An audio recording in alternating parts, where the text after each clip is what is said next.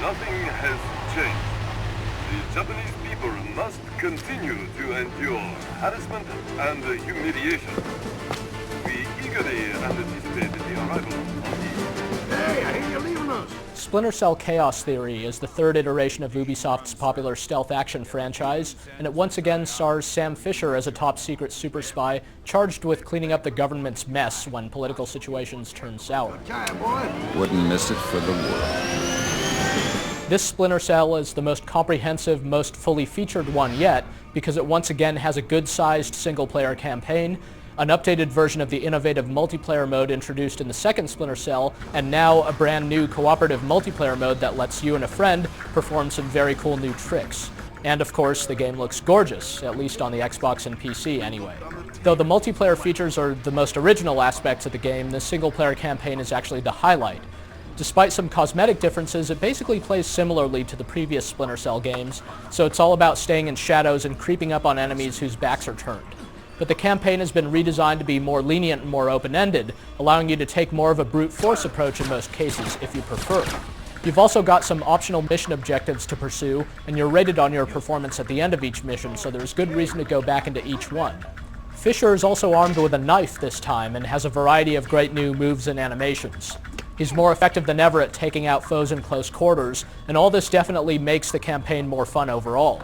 The missions are also big and complex, and on the Xbox and PC, the settings look incredibly lifelike, which adds a lot to the experience. Storytelling still isn't a strong suit in Chaos Theory, but the missions themselves are definitely exciting.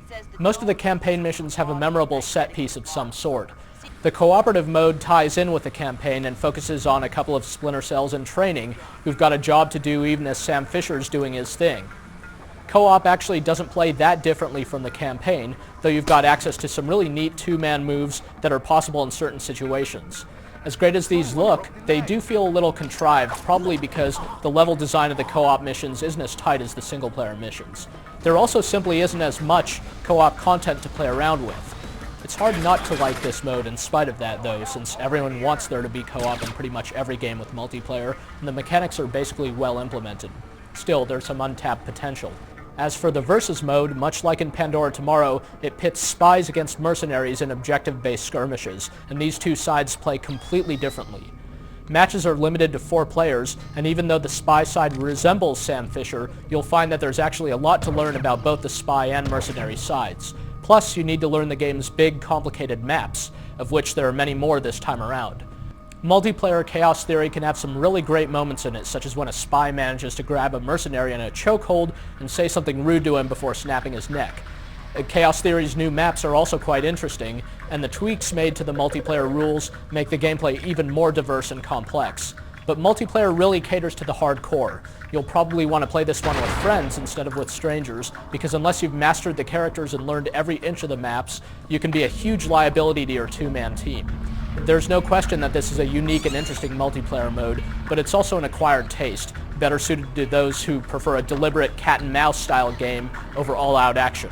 The Xbox and PC versions of this game are the superior ones, featuring superb graphics and comprehensive online multiplayer feature sets.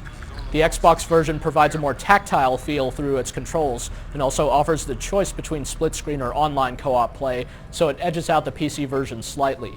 Whichever way you go, expect a few too many splash screens, loading screens, and in-game advertisements for comfort. It's nothing serious, but overall these and a few other little things contribute to the game's built-by-committee sort of feel. For all that Chaos Theory does to draw you into the experience, some aspects of it, including a few lame attempts at self-referential humor, do have sort of an adverse effect. Nevertheless, even if some of the differences are marginal, this is still the best playing and most fully featured Splinter Cell game yet.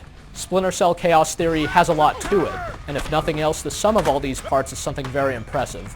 Again, at least on the Xbox and PC. Ultimately, the game likely isn't going to change anyone's mind about Splinter Cell, so if you've enjoyed the previous installments and hope to see Fisher take it to his foes without so much restraint this time around, then you'll probably have a great time with this game too. And if you are a fan of Pandora Tomorrow's multiplayer, then you'd better start practicing.